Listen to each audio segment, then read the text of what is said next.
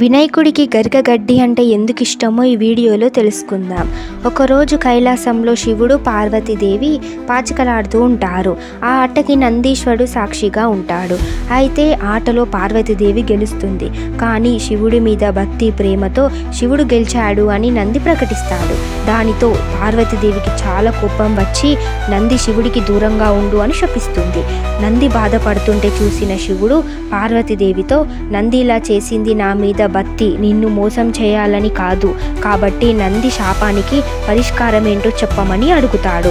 దానికి ఈ శాపం నుండి బయటికి రావాలి అంటే వినాయకుడి వల్లనే అవుతుంది అని పార్వతీదేవి నందితో చెప్తుంది. దీనితో పార్వతీదేవి చెప్పినట్టు నంది ప్రతిరోజు రుచికరమైన పదార్థాలు వినాయకుడికి సమర్పిస్తూ ఉంటాడు. అలా ఒకరోజు నంది గరిక గడ్డిని తింటూ ఉండగా వినాయకుడు అక్కడికి వస్తాడు. నాకు నైవేద్యంగా ఇప్పటికిప్పుడే పెట్టాలి అని మారం చేస్తాడు.